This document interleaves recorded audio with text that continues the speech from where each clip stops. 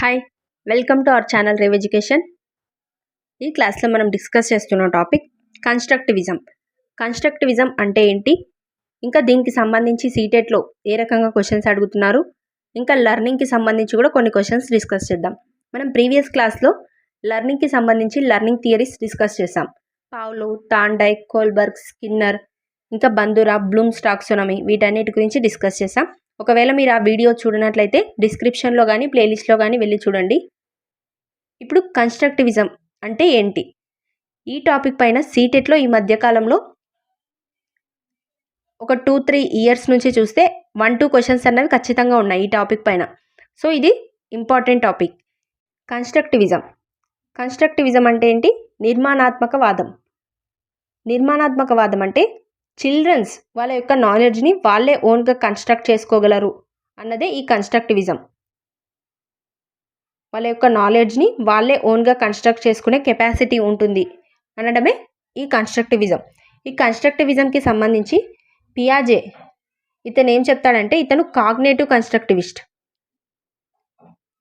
అంటే వాళ్ళు ఓన్గా వాళ్ళ థింకింగ్ ప్రాసెస్ వల్ల వాళ్ళ నాలెడ్జ్ అన్నది కన్స్ట్రక్ట్ చేసుకోగలరు అని ఇతను చెప్తాడు. వైగోట్స్కి ఏం చెప్తారు, ఇతను సోషల్ కన్స్ట్రక్టివిస్ట్. అంటే సొసైటీలో ఇంటరాక్షన్స్ వల్ల వాళ్ళ నాలెడ్జ్ని వాళ్ళు కన్స్ట్రక్ట్ చేసుకోగలరని ఇతను చెప్తాడు. ఇతను ఓన్గా వాళ్ళంతటా వాళ్ళే నేర్చుకోగలరని, వాళ్ళే వాళ్ళ నాలెడ్జ్ని కన్స్ట్రక్ట్ చేసుకోగలరని చెప్తాడు. ఇంకా వైగాట్స్కి ఏమంటారంటే, ఇతను సోషల్ కన్స్ట్రక్టివిస్ట్. సొసైటీ వల్ల నేర్చుకుంటారు, సోషల్ ఇంటరాక్షన్స్ వల్ల నేర్చుకుంటారు, వేరే వాళ్ళతో ఇంటరాక్షన్స్ జరపడం వల్ల నేర్చుకుంటారని ఇతను చెప్తాడు. సో ఈ రకంగా ఒక క్లాస్ రూమ్ని కన్స్ట్రక్టివిస్ట్ క్లాస్ రూమ్ అని ఏ రకంగా చెప్తాం, ఎప్పుడు అంటామంటే, క్లాస్ రూమ్లో ద ఎన్విరాన్మెంట్ ఈజ్ డెమోక్రటిక్. ఆ క్లాస్ రూమ్ యొక్క ఎన్విరాన్మెంట్ డెమోక్రటిక్గా ఉన్నప్పుడు. డెమోక్రటిక్ ఎన్విరాన్మెంట్ అంటే ఏంటి, అందరి యొక్క ఆలోచనలకు విలువ ఇవ్వడం, ఇంకా అందరి యొక్క వాళ్ళ కల్చర్కు వాళ్ళ భావాలకు విలువ ఇవ్వడం, అది డెమోక్రటిక్ అవుతుంది. ఇండియా అనేది ఒక ప్రజాస్వామిక దేశం అంటాం, డెమోక్రటిక్ కంట్రీ అంటాం. అంటే ఏంటి, ఇక్కడ అందరికీ ఈక్వల్గా రైట్స్ ఉంటాయి, అందరికీ మాట్లాడే హక్కు, వాళ్ళ యొక్క భావాలు వ్యక్తపరిచే హక్కు, వాక్ స్వాతంత్రం హక్కు, ఇలా ఇవన్నీ ఉంటాయి. సో క్లాస్ రూమ్ కూడా ఎలా ఉండాలి, డెమోక్రటిక్గా ప్రతి ఒక్కరూ వాళ్ళ యొక్క భావాలను వ్యక్తపరిచే విధంగా, చిల్డ్రన్స్ వాళ్ళు ఈజీగా ఫియర్ లేకుండా వ్యక్తపరిచే విధంగా, వాళ్ళ థాట్స్ని ఎక్స్ప్రెస్ చేసే విధంగా క్లాస్ రూమ్ అనేది ఉండాలి. ఇంకా the activities are interactive and student centred. Class రూమ్లో యాక్టివిటీస్ ఏ రకంగా ఉండాలి, ఒకరితో ఒకరు ఇంటరాక్ట్ జరిపి నేర్చుకునే విధంగా, ఒక పిల్లవానితో ఇంకొక పిల్లలు ఇలా చిల్డ్రన్స్ ఇంటరాక్షన్స్ జరిపి నేర్చుకునే విధంగా ఉండాలి. ఇంకా కరికులం అనేది స్టూడెంట్ సెంటర్డ్గా ఉండాలి. ఒకప్పుడు కరికులం ఏ రకంగా ఉండేది, టీచర్ సెంటర్డ్గా ఉండేది. అంటే ఎవరు important, teacher important role play చేసేవాళ్ళు. ఇప్పుడు ఎవరు ఇంపార్టెంట్ రోల్ ప్లే చేస్తున్నారు, చిల్డ్రన్ ఇంపార్టెంట్ రోల్ ప్లే చేస్తున్నారు. అంటే ఈ టీచర్ సెంటర్డ్ ఎడ్యుకేషన్లో టీచర్ యొక్క పాత్ర ఇంపార్టెంట్. ఈ స్టూడెంట్ సెంటర్డ్ ఎడ్యుకేషన్లో పిల్లలు అనే వాళ్ళు సెంటర్ రోల్ ప్లే చేస్తారు. టీచర్ వాళ్ళకు ఫెసిలిటేటర్గా వర్క్ చేస్తుంది. అంటే వాళ్ళకి ఎప్పుడైతే అవసరం ఉంటుందో అప్పుడు మాత్రమే వాళ్ళకు ఫెసిలిటీస్ అందిస్తూ వాళ్ళ లెర్నింగ్ ప్రాసెస్ని ఇంప్రూవ్ చేయడం. ఇంకా కరికులం, పాఠ్యపుస్తకాలు, ఇవన్నీ పిల్లలకు వాళ్ళు నేర్చుకోవడంలో ఒక హెల్ప్ చేసే టూల్స్గా మాత్రమే ఉపయోగపడాలి. మెయిన్ రోల్ ఎవరు ప్లే చేస్తారు, స్టూడెంట్స్ ఆర్ చిల్డ్రన్స్ ప్లే చేస్తారు. Next, the teacher facilitates a process of learning in which the students are encouraged to do the task actively as responsible members. పిల్లలను వాళ్ళు బాగా యాక్టివ్గా పార్టిసిపేట్ చేసే విధంగా టీచర్ అనే వాళ్ళు ఎంకరేజ్ చేయాలి. అప్పుడే వాళ్ళు వాళ్ళ యొక్క నాలెడ్జ్ని కన్స్ట్రక్ట్ చేసుకోగలుగుతారు. ఇలా కన్స్ట్రక్టివిస్ట్ అంటే ఏంటి, కన్స్ట్రక్టివిస్ట్ క్లాస్ రూమ్ అంటే మెయిన్గా వాళ్ళ నాలెడ్జ్ని వాళ్ళే తెలుసుకునే విధంగా, వాళ్ళ నాలెడ్జ్ని వాళ్ళే నిర్మించే విధంగా, కన్స్ట్రక్ట్ చేసుకునే విధంగా వాళ్ళని ప్రోత్సహించడం. ఇంకా స్టూడెంట్స్ అనేవాళ్ళు వాళ్ళు ఓన్గా ఎక్స్పీరియన్స్తో make meaning from their own experiences, వాళ్ళ యొక్క ఓన్ ఎక్స్పీరియన్స్తో వాళ్ళు నేర్చుకునే విధంగా. ఒక్కొక్కరి యొక్క బ్యాక్గ్రౌండ్ అన్నది ఒక్కొక్క రకంగా ఉంటుంది, ఒక్కొక్కరి యొక్క ఎక్స్పీరియన్స్ అన్నది ఒక్కొక్క రకంగా ఉంటుంది. కొంతమందికి మంచి సోషల్ బ్యాక్గ్రౌండ్ ఉండొచ్చు, మంచి కల్చరల్ బ్యాక్గ్రౌండ్ ఉండొచ్చు, కొంతమందికి బ్యాక్వర్డ్ క్లాసెస్ ఉండొచ్చు, వాళ్ళకు మంచి బ్యాక్గ్రౌండ్ ఉండకపోవచ్చు. ఈ రకంగా వాళ్ళ ఎక్స్పీరియన్స్ని యూజ్ చేసుకొని వాళ్ళు వాళ్ళ యొక్క నాలెడ్జ్ని ఇంప్రూవ్ చేసుకునే విధంగా, మీనింగ్ఫుల్గా నేర్చుకునే విధంగా చేయాలి. ఇంకా focus is on learning not teaching. ఎక్కువ ఫోకస్ దేనిపైన ఉంచాలి? లెర్నింగ్ పైన, నేర్చుకోవడం పైన. పిల్లలు వాళ్ళంతట వాళ్ళే నేర్చుకోవడం పైన ఫోకస్ అనేది ఉంచాలి.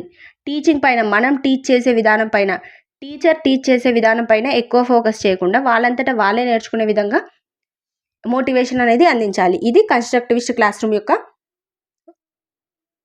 కొన్ని ముఖ్యమైన లక్షణాలు. సో మొత్తానికి కన్స్ట్రక్టివిస్ట్ అంటే ఏంటి, కన్స్ట్రక్టివిజం అంటే ఏంటి? నాలెడ్జ్ని వాళ్ళంతట వాళ్ళే కన్స్ట్రక్ట్ చేసుకోవడం, వాళ్ళంతట వాళ్ళే యాక్టివ్గా పార్టిసిపేట్ చేస్తూ నేర్చుకోవడం అవుతుంది.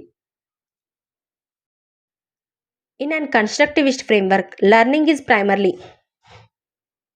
కన్స్ట్రక్టివిస్ట్ ఫ్రేమ్వర్క్లో లెర్నింగ్ అన్నది బేసికల్గా ఏ రకంగా ఉంటుంది? Based on rote memorization, centered around reinforcement, acquired through conditioning, focused on the process of meaning making. Rote memorization అంటే ఏంటి? బట్టి విధానం. నాలెడ్జ్ కన్స్ట్రక్ట్ చేసుకోవడం అన్నది బట్టి విధానం పైన ఆధారపడి ఉంటుందా? కాదు. ఇంకా కేవలం రెయిన్ఫోర్స్మెంట్ పైన మాత్రమే, అంటే వాళ్ళకు రివార్డ్స్ కోసం ఏదైనా వస్తుందంటేనే ఈ రకంగా వాళ్ళ నాలెడ్జ్ అన్నది వాళ్ళు కన్స్ట్రక్ట్ చేసుకుంటారా? ఇది కూడా రాంగ్ అవుతుంది. ఇంకా కండిషన్ వల్ల, ఈ రకంగా కండిషన్ వల్ల నేర్చుకుంటారన్నది కూడా కాదు. నాలెడ్జ్ అన్నది వాళ్ళంతటా వాళ్ళు ఓన్గా నేర్చుకుంటారు. సో ఇలా ఓన్గా వాళ్ళ ఎక్స్పీరియన్స్ని యూజ్ చేసి, వాళ్ళ ప్రీవియస్ ఎక్స్పీరియన్స్ని యూజ్ చేసి దానికి తగ్గట్టు వాళ్ళు మీనింగ్ఫుల్గా నేర్చుకుంటారు. So option 4 is correct. Focus on the process of meaning making. వాళ్ళు మీనింగ్ఫుల్గా నేర్చుకుంటారు. వాళ్ళ నాలెడ్జ్ని వాళ్ళంతటా వాళ్ళే కన్స్ట్రక్ట్ చేసుకుంటారు కాబట్టి ఇందులో వాళ్ళు చాలా మీనింగ్ మేకింగ్తో ఈ ప్రాసెస్ అన్నది జరుగుతుంది. So option 4 is correct. Next question, which of the following statements about learning is correct from A constructivist perspective? ఇక్కడ ఇచ్చిన ఆప్షన్లో ఏ స్టేట్మెంట్ కరెక్ట్ అవుతుంది లెర్నింగ్కి సంబంధించి అని అన్నారు? కన్స్ట్రక్టివిస్ట్ యొక్క దృక్పథంలో అని అన్నారు. Option 1, learning is the process of reproduction and recall. Option 2, learning is the process of root memorisation. Option 3, learning is conditioning of behaviours, play, repetitive association. Option 4, learning is the process of construction of knowledge by active engagement. ఇక్కడ learning అంటే ఏమవుతుంది, దీనికి సంబంధించి correct option ఏంటి? ఇది recall, reproduction పైన ఆధారపడుతుందా? Learning అన్నది ఇటువంటి ప్రాసెసా? లెర్నింగ్ అన్నది రీకాల్ చేయడం అంటే బట్టి పట్టే విధానం, ఫైనల్గా వచ్చే ప్రోడక్ట్ పైన, దీనిపైన ఆధారపడదు. ఈ రకంగా రీకాల్ చేయడం, మళ్ళీ మళ్ళీ నేర్చుకోవడం, మళ్ళీ దాన్ని పలికి నేర్చుకోవడం, ఇలా చేయడం అన్నది బట్టి విధానం కిందకి వస్తుంది. సో ఇది కన్స్ట్రక్టివిస్ట్ పర్స్పెక్టివ్లో కరెక్ట్ కాదు. కన్స్ట్రక్టివిజం అంటే ఏంటి? వాళ్ళ నాలెడ్జ్ని వాళ్ళే ఓన్గా కన్స్ట్రక్ట్ చేసుకోవడం. ఇంకా సెకండ్ ఆప్షన్ చూడండి, మెమరైజేషన్ అనేది కూడా కరెక్ట్ కాదు. వాళ్ళు మెమరైజ్ చేసుకోవడం కూడా బట్టి విధానం కిందకి వస్తుంది. ఇంకా ఆప్షన్ 3, లెర్నింగ్ అన్నది conditioning of behaviours by repetitive association. ఈ రకంగా కండిషన్తో వాళ్ళ బిహేవియర్లో చేంజ్ రావడం అన్నది కూడా కాదు. కన్స్ట్రక్టివిస్ట్ అంటే కండిషన్తో నేర్చుకోవడమా? కాదు. Next option 4, learning is the process of construction of knowledge by active engagement. యాక్టివ్గా వాళ్ళు పార్టిసిపేట్ చేయడం, వాళ్ళు యాక్టివ్గా అన్నిట్లో ఎంగేజ్మెంట్ అవ్వడం, అన్నిట్లో వాళ్ళు ఇంక్లూడ్ అయి నేర్చుకోవడం, ఇది యాక్టివ్ లెర్నింగ్ అవుతుంది. ఇంకా కన్స్ట్రక్టివ్ లెర్నింగ్ అవుతుంది. ఈ రకంగా లెర్నింగ్ ప్రాసెస్ అన్నది వాళ్ళ నాలెడ్జ్ని వాళ్ళు ఓన్గా కన్స్ట్రక్ట్ చేసుకోవడం, కన్స్ట్రక్షన్ ఆఫ్ నాలెడ్జ్ అన్నారు ఇక్కడ. ఏ రకంగా? బై యాక్టివ్ ఎంగేజ్మెంట్, యాక్టివ్గా పార్టిసిపేట్ చేస్తూ నాలెడ్జ్ని కన్స్ట్రక్ట్ చేసుకోవడం అని అన్నారు. So option 4 is correct. Learning అన్నది వాళ్ళు యాక్టివ్గా పార్టిసిపేట్ చేస్తూ నేర్చుకోవడం. Next question, in a constructivist frame learning is. Constructivist ప్రకారం లెర్నింగ్ అంటే ఇక్కడ active and social in its character. Option B, passive and individualistic. Option 3, the process of acquisition of knowledge. Option 4, a change in behaviour as a result of experience. వాళ్ళ బిహేవియర్లో change రావడం experience వల్ల, ఇలా నేర్చుకోవడాన్ని ఏమని చెప్తాం? Behaviourism అని చెప్తాం. బిహేవియరిస్టులు వాళ్ళ బిహేవియర్లో change వస్తుంది అంటారు. కానీ ఇక్కడ అడిగింది ఏంటి? కన్స్ట్రక్టివిస్టుల ప్రకారం. నెక్స్ట్ ఆప్షన్ 3 చూడండి, the process of acquisition of knowledge. Acquisition అంటే ఏంటి? లాంగ్వేజ్ అక్విజిషన్ అని వింటుంటాం. లాంగ్వేజ్ అక్విజిషన్ అంటే లాంగ్వేజ్ని ఎఫర్ట్ లేకుండా నేర్చుకోవడం, పెద్దగా నేర్చుకుంటున్నామని దానిపైన దృష్టి పెట్టకుండా నేర్చుకోవడమే అక్విజిషన్ అవుతుంది. ఆటోమేటిక్గా నేర్చుకోవడం. For example mother tongue. ఏదైతే మదర్ టంగ్ ఉంటుందో ఎవరి మదర్ టంగ్ వాళ్ళు, తెలుగు కానివ్వండి, మాతృభాష ఎవరి మాతృభాష వాళ్ళు ఎఫర్ట్ లేకుండా నేర్చుకుంటారు. చిన్నప్పటి నుంచి అందరూ మాట్లాడడం విని వాళ్ళకు నేర్చుకుంటున్నామనే భావన లేకుండా నేర్చుకుంటారు. English, Hindi for example Telugu వాళ్ళ మాతృభాష అయినట్లయితే తెలుగు వాళ్ళకు తెలియకుండానే చిన్నప్పటి నుంచే వచ్చేస్తుంది. ఒకవేళ వాళ్ళకు హిందీ మాతృభాష అయినట్లయితే వాళ్ళకు హిందీ తెలియకుండానే వచ్చేస్తుంది. ఇంకా తెలుగు వాళ్ళు హిందీ నేర్చుకోవాలి, ఇంగ్లీష్ నేర్చుకోవాలి అన్నప్పుడు దాన్ని సపరేట్గా నేర్చుకోవాల్సిన అవసరం ఉంటుంది. కానీ ఈ మాతృభాష ఏదైతే ఉంటుందో అది ఆటోమేటిక్గా అక్వైర్ చేసుకోగలుగుతారు. వాళ్ళకి తెలియకుండానే వాళ్ళకు వచ్చేస్తుంది. ఇది అక్విజిషన్ అవుతుంది. ఇలా పెద్దగా ఎఫర్ట్స్ లేకుండా నేర్చుకోవడం అక్విజిషన్. ఇలా నాలెడ్జ్ అనేది ఎఫర్ట్ లేకుండా నేర్చుకునే ప్రాసెస్ని లెర్నింగ్ అంటాము. ఇక్కడ కన్స్ట్రక్టివిజంలో కాదు. ఇంకా ఆప్షన్ 2 చూడండి, ప్యాసివ్ అండ్ ఇండివిజువలిస్టిక్. ప్యాసివ్గా ఉండడం అంటే యాక్టివ్గా లేకపోవడం, డల్గా ఈ రకంగా నేర్చుకుంటారనడాన్ని ప్యాసివ్ అని చెప్పొచ్చు. ఎటువంటి పార్టిసిపేషన్ లేకుండా, దానిలో ఎటువంటి ఇన్వాల్వ్మెంట్ లేకుండా నేర్చుకోవడం లెర్నింగ్ అవుతుందా కన్స్ట్రక్టివిస్ట్ల ప్రకారం? కాదు. ఇంకా ఇండివిజువలిస్టిక్గా వాళ్ళంతటా వాళ్ళే నేర్చుకోవడం, వేరే వాళ్ళతో ఇంటరాక్షన్స్ అవన్నీ లేకుండా అని అన్నట్లు. ఇది కూడా రాంగ్ అవుతుంది. లెర్నింగ్ అంటే కన్స్ట్రక్టివిస్ట్ల ప్రకారం ఏమవుతుంది? యాక్టివ్గా నేర్చుకోవడం. ఇక్కడ ఫస్ట్ ఆప్షన్ కరెక్ట్ అవుతుంది. Active and social in its character. యాక్టివ్గా నేర్చుకోవడం, అందులో ఇన్వాల్వ్ అయి నేర్చుకోవడం, వాళ్ళ యొక్క ప్రీవియస్ ఎక్స్పీరియన్స్ని, వాళ్ళ ఇంటి నుంచి కానీ వాళ్ళ సోషల్ బ్యాక్గ్రౌండ్ ఇంకా కల్చరల్ బ్యాక్గ్రౌండ్ వీటన్నిటిని యూస్ చేసుకొని వాళ్ళంతటా వాళ్ళే నాలెడ్జ్ని కన్స్ట్రక్ట్ చేసుకోవడం. ఇలా యాక్టివ్గా అందులో వేరే వాళ్ళతో ఇంటరాక్షన్స్ జరుపుతూ నేర్చుకోవడం, వేరే వాళ్ళతో కనెక్షన్ కలిగి ఉండి నేర్చుకోవడం. ఇది కన్స్ట్రక్టివిజంలో లెర్నింగ్ అవుతుంది. So option 1 is correct.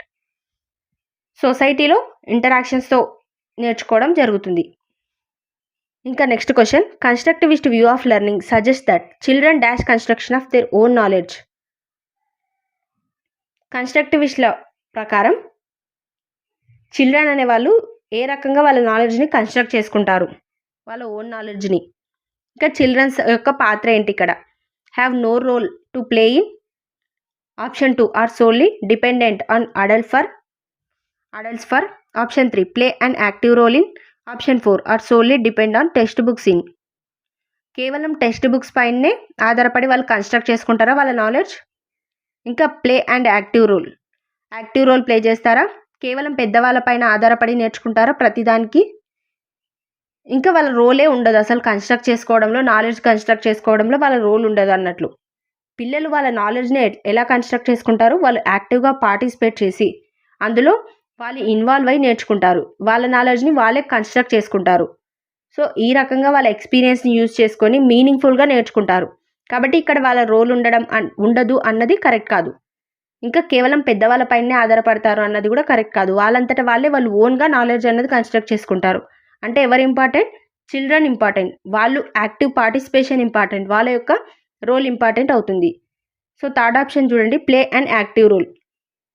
Children play and active role in construction of their own knowledge. వాళ్ళు యాక్టివ్గా రోల్ ప్లే చేయాల్సి వస్తుంది, కేవలం బుక్స్ పైన అన్నది కూడా కాదు. Next question, principle of reinforcement is associated with. Reinforcement principle అన్నది దేనికి సంబంధించింది, ఎవరికి సంబంధించి? ఇక్కడ Pavlov, Thorndike, Kohlberg, Skinner. Reinforcement గురించి ఎవరు చెప్పారు మనకు? మనం ప్రీవియస్ క్లాస్లో డిస్కస్ చేసాం ఈ థియరీస్ గురించి.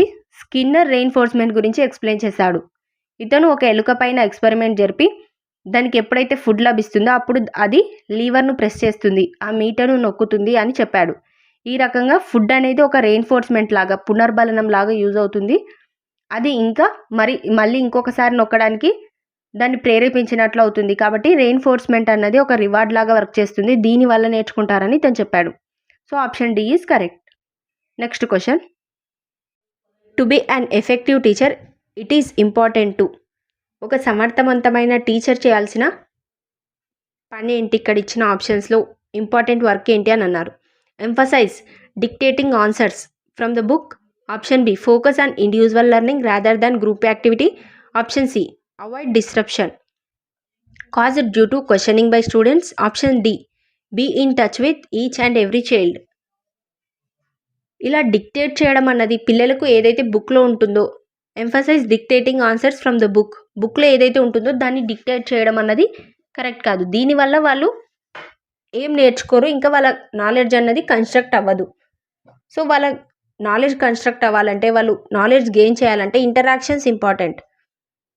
నెక్స్ట్ ఆప్షన్ బి చూడండి, focus on individual learning rather than group activity. Group యాక్టివిటీస్లో పాల్గొనకుండా ఎక్కువగా ఇంపార్టెన్స్ ఇండివిజువల్ లెర్నింగ్కి ఇచ్చినప్పుడు, ఇండివిజువల్గా నేర్చుకోవడం కంటే వాళ్ళు గ్రూప్ యాక్టివిటీస్లో వేరే వాళ్ళతో ఇంటరాక్షన్స్ జరపడం వల్ల ఎక్కువగా నేర్చుకుంటారు.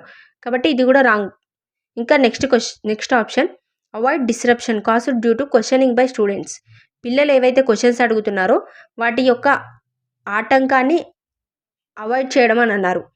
అసలు క్వశ్చన్స్ అడగడం దాన్ని మనం డిస్రప్షన్గా భావించొద్దు, దాని యొక్క అడ్డంకిగా భావించొద్దు. ఎందుకంటే క్వశ్చన్స్ అడిగినప్పుడే వాళ్ళ గురించి అర్థమవుతుంది, వాళ్ళు ఏం ఆలోచిస్తున్నారు, వాళ్ళ ఫీలింగ్స్ ఎక్స్ప్రెస్ చేయగలిగినప్పుడే వాళ్ళు యాక్టివ్గా పార్టిసిపేట్ చేసి నేర్చుకోగలరు. సో ఆప్షన్ సి కూడా రాంగ్ అవుతుంది. నెక్స్ట్ ఆప్షన్ డి చూడండి, be in touch with each and every child.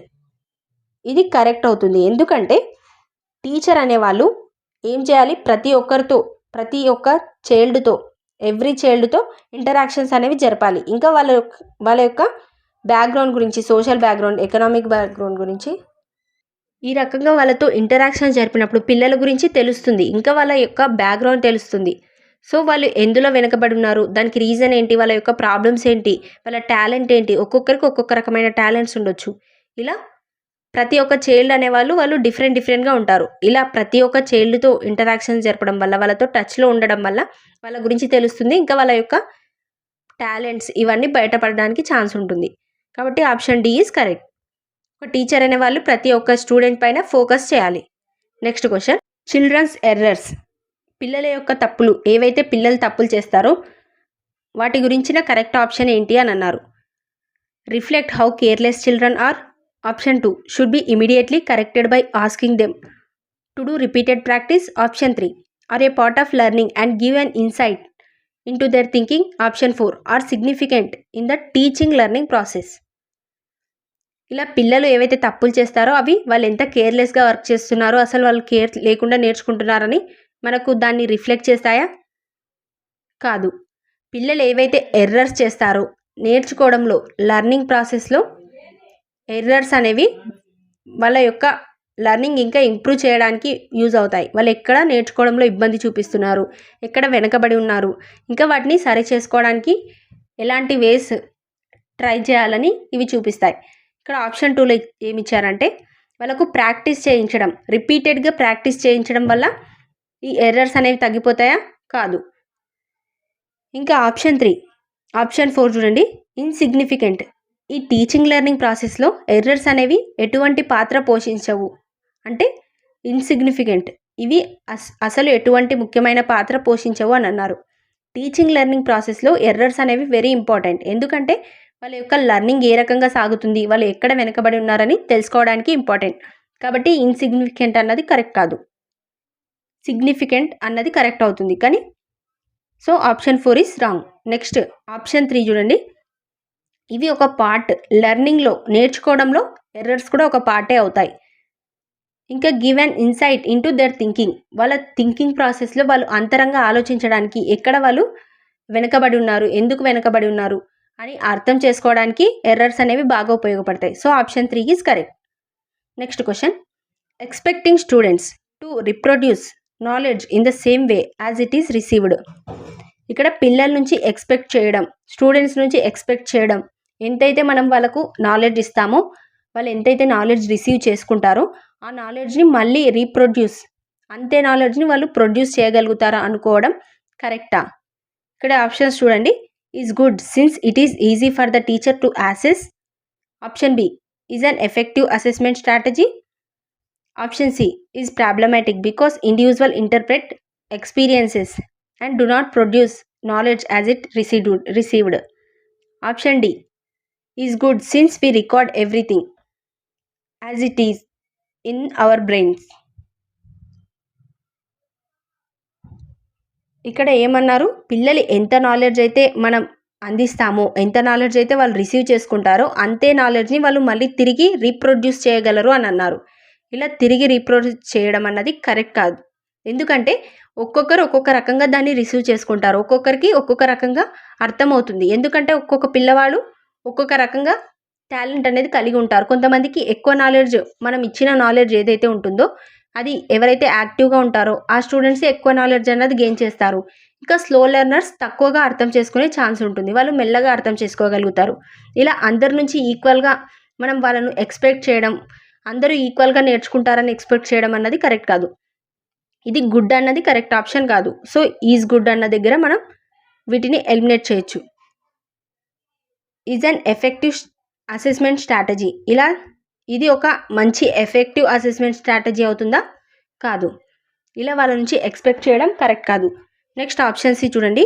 Is problematic because individuals interpret experiences and do not reproduce knowledge as it is received. ఇది ప్రాబ్లమాటిక్గా ఉంటుంది. ఇలా expect చేయడం అన్నది ప్రాబ్లమాటిక్గా వస్తుంది. ఎందుకంటే ఒక్కొక్క ఇండివిజువల్ ఒక్కొక్క రకంగా ఉండొచ్చు, వాళ్ళ ఎక్స్పీరియన్స్ డిఫరెంట్గా ఉండొచ్చు. ఫర్ ఎగ్జాంపుల్, ఒక లెసన్ ఏదైతే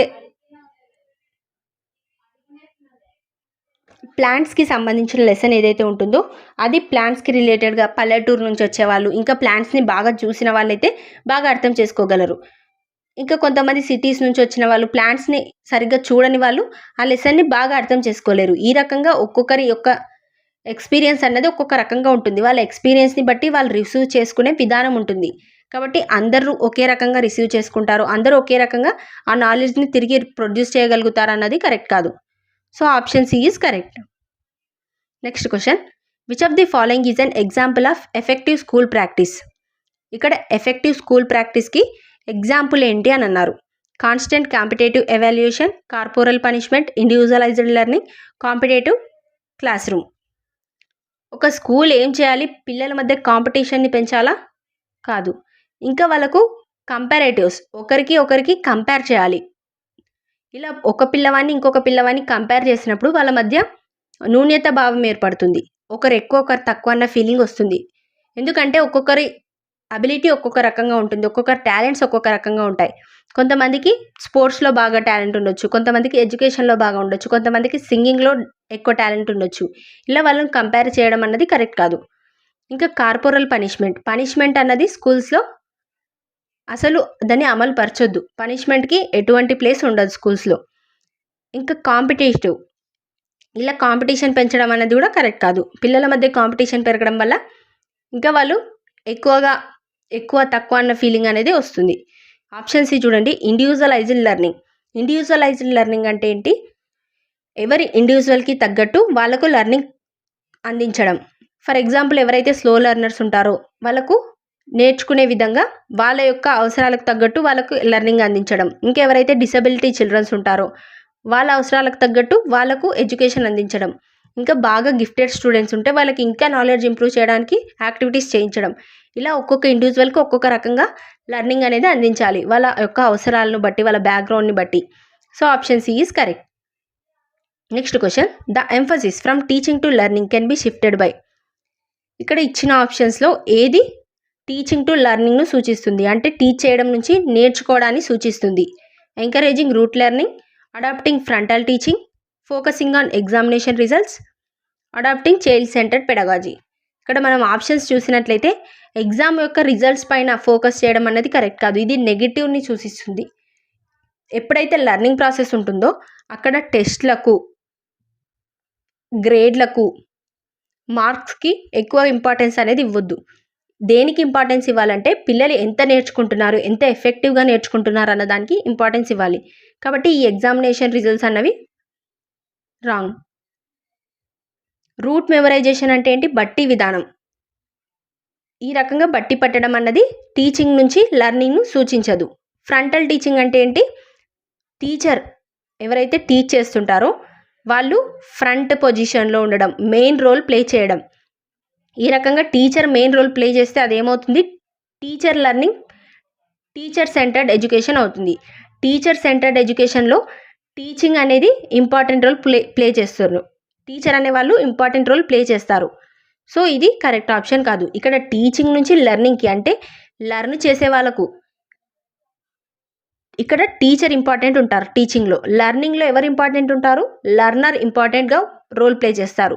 సో లర్నర్ అనేవారు ఇక్కడ ఇంపార్టెంట్ రోల్ ప్లే చేస్తారు. ఎవరైతే స్టూడెంట్స్ ఉంటారో, ఎవరైతే నేర్చుకుంటుంటారో వాళ్ళు ఇంపార్టెంట్ రోల్ ప్లే చేస్తారు. కాబట్టి ఆప్షన్ డి చూడండి, adopting child centred pedagogy. Children అనేవాళ్ళు ఈ లెర్నింగ్ ప్రాసెస్లో సెంటర్ రోల్ని ప్లే చేస్తారు. కాబట్టి option D is correct. Teaching నుంచి లెర్నింగ్ ప్రాసెస్ ఇలా షిఫ్ట్ అవ్వడం దేన్ని సూచిస్తుంది? చైల్డ్ సెంటర్డ్ పెడగాజీని సూచిస్తుంది. వాళ్ళంతటా వాళ్ళే నేర్చుకోవడం. మొత్తం కరికులంలో, మొత్తం టీచింగ్ లెర్నింగ్ ప్రాసెస్లో టీచర్కి ఫెసిలిటేటర్గా ఉండి, ఒక టీచర్ ఫెసిలిటేటర్గా ఉండి ఈ కరికులం సహాయంతో పిల్లలకి నేర్పించడం. అంటే ఇక్కడ సెంటర్ రోల్ ఎవరు ఉంటుంది? చైల్డ్ యొక్క రోల్ సెంటర్ రోల్ అవుతుంది. కాబట్టి చైల్డ్ సెంటర్డ్ పెడగాజీ అన్నది కరెక్ట్ ఆప్షన్ అవుతుంది. Next question, in an elementary class room an effective teacher should aim at the students to be motivated.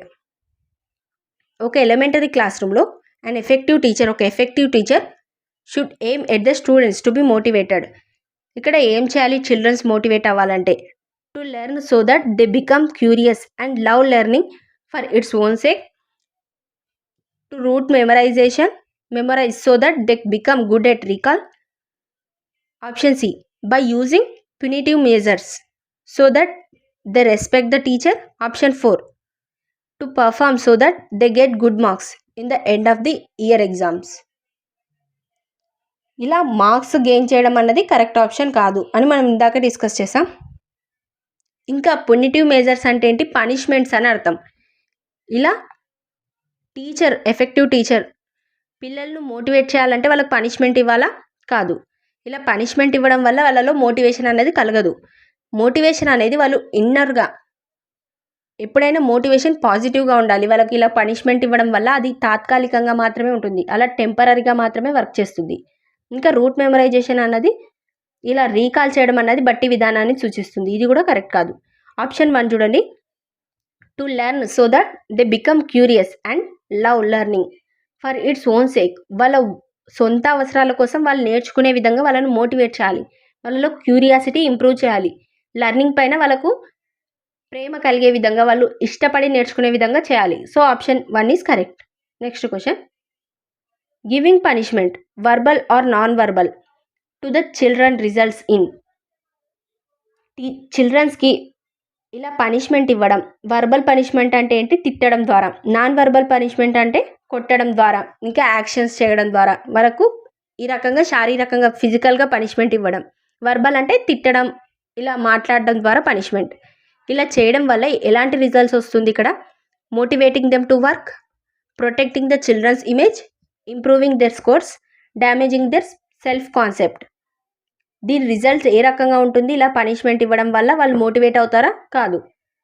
ఇంకా చిల్డ్రన్ యొక్క ఇమేజ్ పెరుగుతుందా? వాళ్ళ యొక్క రెస్పెక్ట్ పెరుగుతుందా? కాదు.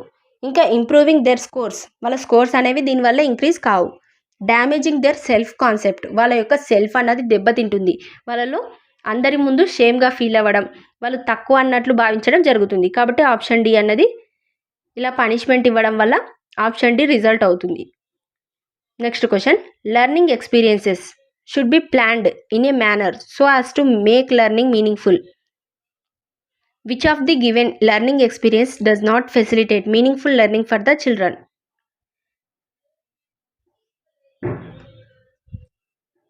ఇక్కడ లెర్నింగ్ ఎక్స్పీరియన్సెస్ ఏవైతే ఉన్నాయో, వాళ్ళ ఎక్స్పీరియన్స్ ఏదైతే ఉంటుందో దాన్ని ఏ రకంగా ప్లాన్ చేయాలంటే మేక్ లెర్నింగ్ మీనింగ్ఫుల్. లెర్నింగ్ అనేది అర్థవంతంగా ఉండేటట్లు చేయాలి.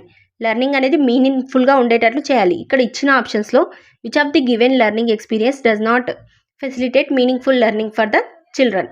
ఇక్కడ మీనింగ్ఫుల్ లెర్నింగ్ని సూచించనిది ఏంటి అని అన్నారు.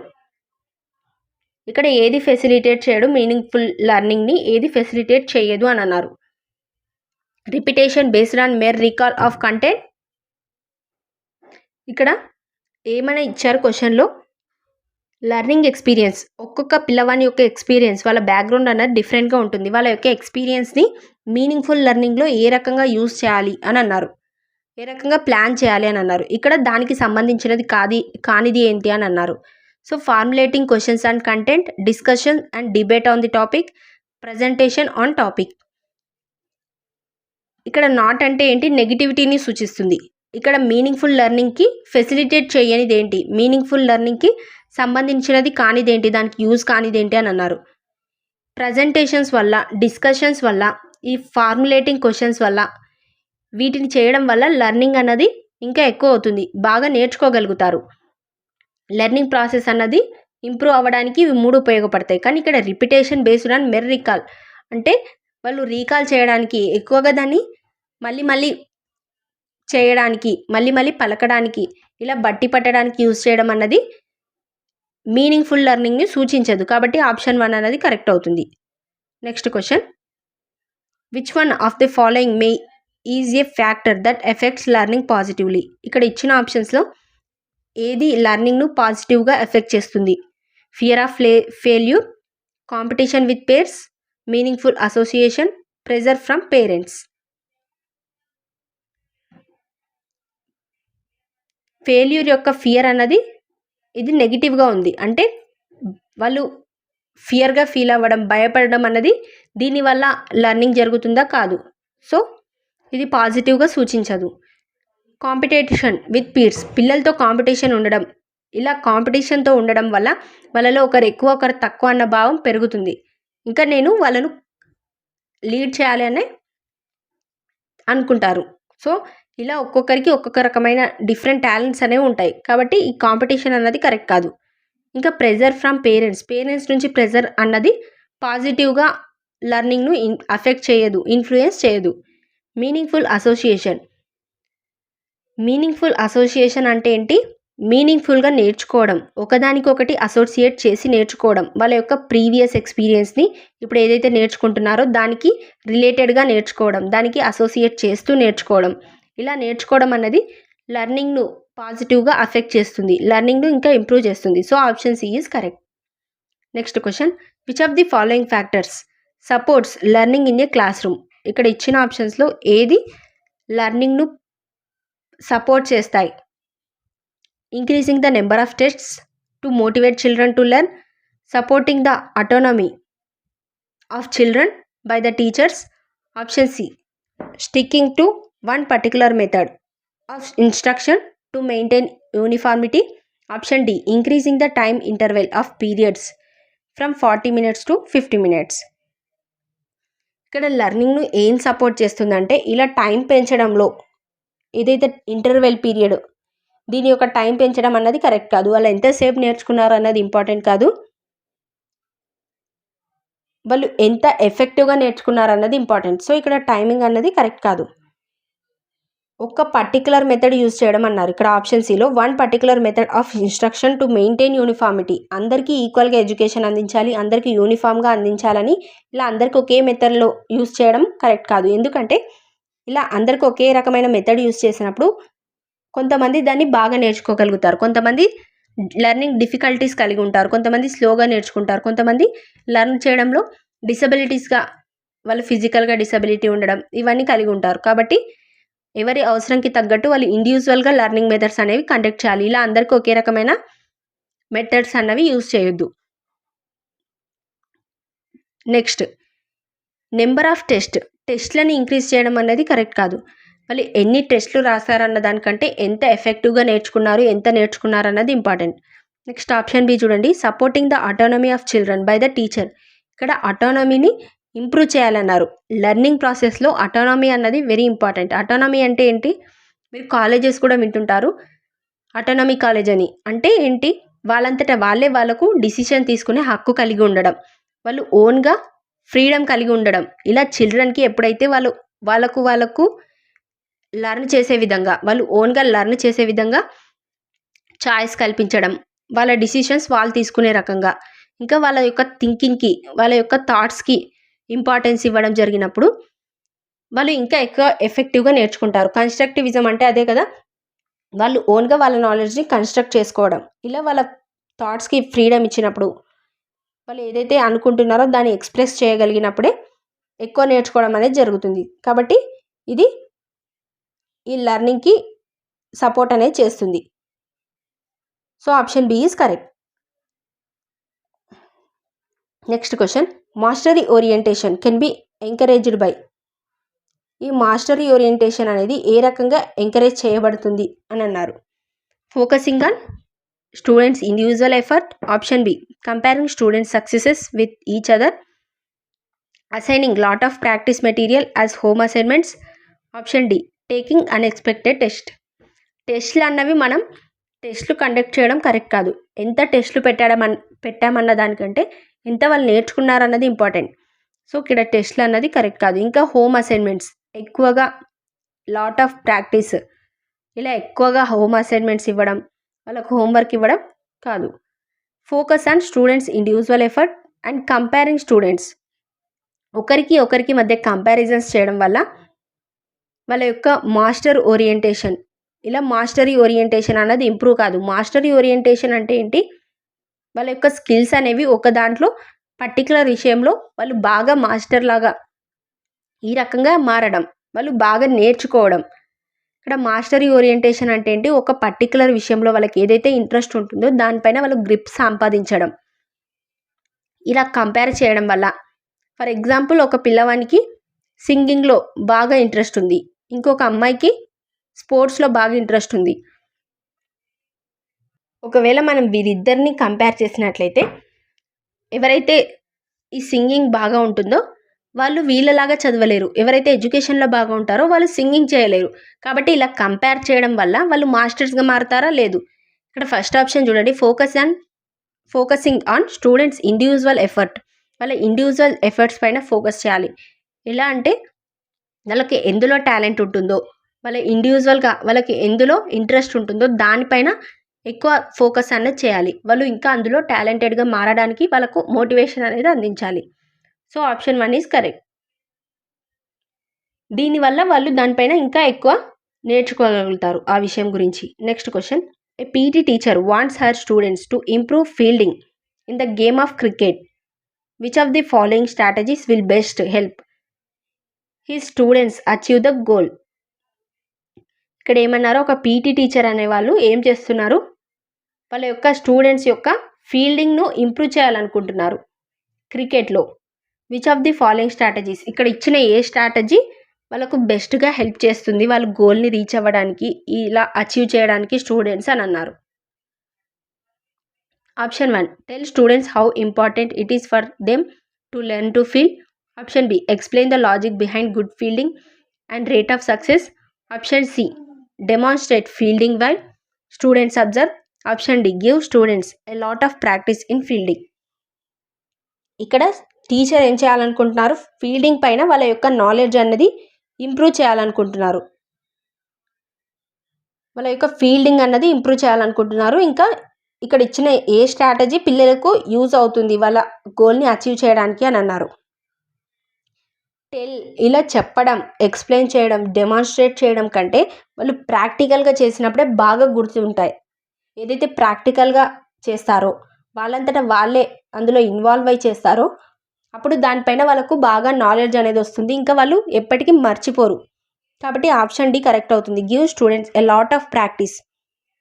ఇలా ప్రాక్టీస్ చేసినప్పుడే వాళ్ళు దానిపైన గ్రిప్ అనేది పొందగలుగుతారు. చెప్పడం ద్వారా అన్ని విషయాలు అర్థమవుతాయా? లేదు. వాళ్ళంతటా వాళ్ళు చేస్తున్నప్పుడు అందులో ఎక్కడ ఏం చేయాలన్నది అర్థమవుతుంది, ఇంకా ఎక్స్ప్లెయిన్ చేయడం కాదు, ఇలా డెమాన్స్ట్రేట్ చేయడం కాదు. సో ఆప్షన్ డి అన్నది కరెక్ట్ అవుతుంది. Next question, parents should be play dash role in learning process of young children. ఇక్కడ పేరెంట్స్ అనే వాళ్ళు ఎటువంటి రోల్ ప్లే చేస్తారు teaching learning process? Negative role, proactive role, sympathetic role, neutral role. Learning ప్రాసెస్లో parents యొక్క role ఏంటంటే నెగిటివ్గా ఉంటుంది. అంటే పేరెంట్స్ మంచిగా రోల్ ప్లే చేస్తే వాళ్ళు బాగా నేర్చుకోలేరని. నెక్స్ట్ న్యూట్రల్ అంటే ఎటువంటి రోల్ ఉండదు. సింపథెటిక్ సానుభూతిగా ఉంటుందా, ప్రొయాక్టివ్ యాక్టివ్గా ఉంటుందా. ఫస్ట్ టీచర్ ఎవరు అవుతారు? పేరెంట్స్ అవుతారు. ఎప్పుడైతే పిల్లల యొక్క బర్త్ వాళ్ళు పుడతారో అప్పుడు ఆ తర్వాత ఎవరిని చూస్తారు? ఫస్ట్ టీచర్ కంటే ఫస్ట్ పేరెంట్ ఎవరు? వాళ్ళ పేరెంట్స్, వాళ్ళ మదర్, వాళ్ళ ఫాదర్. సో ఇంటి నుంచి ఫస్ట్ నేర్చుకుంటారు, ఆ తర్వాత స్కూల్, తర్వాత సొసైటీ. ఇలా వాళ్ళు ఫస్ట్ ఎవరి నుంచి నేర్చుకుంటారు? ఫ్యామిలీ నుంచి నేర్చుకుంటారు. సో పేరెంట్స్ అనేవాళ్ళు వెరీ ఇంపార్టెంట్ రోల్ ప్లే చేస్తారు. కాబట్టి నెగిటివ్ అన్నది రాంగ్ అవుతుంది. న్యూట్రల్ ఎటువంటి రోల్ ప్లే చేయరు అన్నది రాంగ్ అవుతుంది. ప్రో యాక్టివ్ యాక్టివ్గా రోల్ ప్లే చేస్తారన్నది కరెక్ట్ అవుతుంది. సింపథెటిక్ కూడా wrong. So option 2 is correct. వాళ్ళు యాక్టివ్ రోల్ అనేది ప్లే చేస్తారు. ప్రతి ఒక్క విషయంలో వాళ్ళు ఫస్ట్ ఎవరి నుంచి నేర్చుకుంటారు? పిల్లలు పేరెంట్స్ నుంచి. Next question, learning can be enriched if. Learning అన్నది ఎప్పుడు ఎక్కువ అవుతుంది, బాగా ఎప్పుడు నేర్చుకోగలుగుతారు? If more and more teaching aids are used in class. ఇంకా option 2, situations from the real world are brought in to the class in which students interact with each other and the teacher facilitates. Option 3, teachers use different types of lectures and explanations. Option 4, due attention is paid to periodic tests in the class. దేని వల్ల learning అన్నది ఎక్కువ అవుతుంది అన్నారు? Due attention is paid to periodic టెస్ట్ల వల్ల మనం learning అనేది ఇంప్రూవ్ అవుతుందని అనుకోలేదు. ఎందుకంటే టెస్ట్ల వల్ల వాళ్ళ యొక్క లెర్నింగ్ అనేది ఇంప్రూవ్ అవుతుందని ఖచ్చితంగా చెప్పలేం. కాబట్టి ఇది రాంగ్ అవుతుంది. Different types of lectures and explanation. First option చూడండి, more and more teaching aids are used in class. ఎక్కువ టీచింగ్ ఎయిడ్స్ యూజ్ చేయడం, ఎక్కువగా టీఎల్ఎం యూజ్ చేయడం అన్నది కరెక్ట్ అవుతుంది. కానీ ఇక్కడ ఇచ్చిన ఆప్షన్స్లో ఇంకా వేరే ఆప్షన్స్తో పోల్చి చూస్తే ఎంత మెటీరియల్ యూజ్ చేసామన్న దానికంటే వాళ్ళు ఎంత నేర్చుకున్నారన్నది ఇంపార్టెంట్ అవుతుంది. ఏ రకంగా నేర్చుకున్నారన్నది ఇంపార్టెంట్ అవుతుంది. ఆప్షన్ 3లో చూడండి, లెక్చర్ ఇవ్వడం ఈ లెక్చర్ ఇవ్వడం కంటే టీఎల్ఎం యూజ్ చేయడం బెటర్గా ఉంటుంది. ఇంకా టీఎల్ఎం కంటే ఆప్షన్ 2లో చూడండి, situations from the real world. ఏదైతే రియల్ వరల్డ్లో ఉందో దీన్ని కనెక్ట్ చేస్తూ చెప్పడం అన్నది వెరీ ఇంపార్టెంట్ అవుతుంది. ఇక్కడ టీఎల్ఎం ఇంకా లెక్చర్ ఇలా రియల్ వరల్డ్కి కనెక్ట్ చేసి చెప్పడం, ఇంటరాక్ట్ చేస్తూ చెప్పడం, వీటన్నిటితో పోలిస్తే ఆప్షన్ 2 కరెక్ట్ అవుతుంది. ఎందుకంటే వాళ్ళు ఎఫెక్టివ్గా ఎప్పుడు నేర్చుకుంటారంటే వాళ్ళకి యొక్క నాలెడ్జ్ అన్నది వాళ్ళకి యూజ్ అయినప్పుడు, వాళ్ళు ఏదైతే నేర్చుకుంటున్నారో అది రియల్ వరల్డ్లో కనెక్షన్ ఉన్నప్పుడు, వాళ్ళు నేర్చుకున్నది ఖచ్చితంగా వాళ్ళకు లైఫ్లో యూజ్ అవుతుంది అనిపించినప్పుడే నేర్చుకుంటారు. ఫర్ ఎగ్జాంపుల్ ఏదైనా ఒక లెసన్ ఉంటే దాన్ని వాళ్ళ రియల్ వరల్డ్కి యూజ్ చేసేటట్టు. ఫర్ ఎగ్జాంపుల్ రెయిన్ గురించి ఒక లెసన్ వచ్చినట్లయితే దానికి సంబంధించి డైలీ లైఫ్లో జరిగే ఎగ్జాంపుల్స్ చెప్పడం,